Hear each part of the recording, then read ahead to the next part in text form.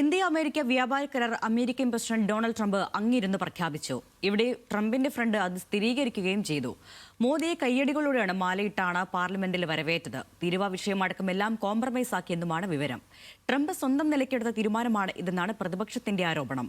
രാജ്യമെല്ലാം അറിയുന്നത് വാഷിംഗ്ടണിൽ നിന്നാണെന്ന് കോൺഗ്രസ് പരിഹസിച്ചു.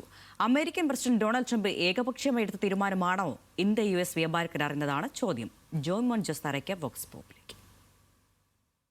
ഇന്ത്യ-US വ്യാപാര കരാർ പ്രഖ്യാപിച്ചതിന് പിന്നാലെ ഇന്ത്യൻ വിപണിയിൽ വൻ കുതിച്ചുചാട്ടമാണ് കാണുന്നത്. കഴിഞ്ഞ കുറേ ദിവസങ്ങളായി താഴ്ന്നു നിന്ന വിപണിയിൽ ഉൾപ്പെടെ അതിൻ്റെ മാറ്റങ്ങൾ കണ്ടു തുടങ്ങി. ഇത്തരത്തിലൊരു പ്രഖ്യാപനം ഡൊണാൾഡ് ട്രംപ് ഏകപക്ഷീയമായാണ് നടത്തിയത്. അത് ശരിയാണോ?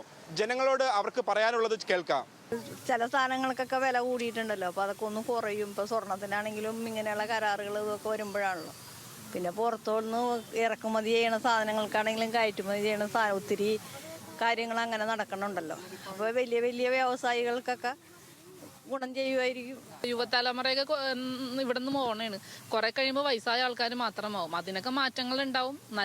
അവർ നല്ലത് ചെയ്യുവാണെങ്കിൽ നമ്മുടെ നാടിന് ഗുണമാവും. ഒരുപാട് പേര് ജോലിയുടെ കാര്യത്തിന് വേണ്ടി കഷ്ടപ്പെടുന്നു. അപ്പം ഇത്രയും വലിയൊരു ഇത് വരുമ്പോൾ നമ്മളതിന് കെയർ കൊടുക്കുക വേണ്ടേ. ജോലി എന്ന് പറഞ്ഞാൽ വലിയൊരു ഡ്രീമല്ല. എൻ്റെ ഒരു ഡ്രീമായിരുന്നു വരയ്ക്കണം. ഞാനത് ഏറ്റെടുത്ത്. അതുപോലെ തന്നെ ഇതും ഒരു വലിയൊരു കാര്യം. ട്രംപ് ഓരോ കാര്യങ്ങൾ പ്രഖ്യാപിക്കും തോറും അത് ഗുണകരം നമുക്ക് പെട്ടിട്ട് കൂടിയില്ല. എല്ലാം പുള്ളിയുടെ നീക്കുപോക്കുകൾ തന്നെ പോയിക്കൊണ്ടിരിക്കണം. അതിൽ നമുക്കൊരു ഇന്ത്യക്ക് ശരിക്കും കേരളത്തിലാണ് ഒരു അല്ലെങ്കിൽ ഇന്ത്യക്ക് ഒരു ഗുണപ്പര പുള്ളിയുടെ വ്യക്തിത്വത്തിൽ പുള്ളി പോയിക്കൊണ്ടിരിക്കുന്നത്. കൊച്ചിയിൽ നിന്ന് ക്യാമറമാൻ ടിബിൻ ടോമിനൊപ്പം ജോയ് മോൻജോസ്, ന്യൂസ് മലയാളം.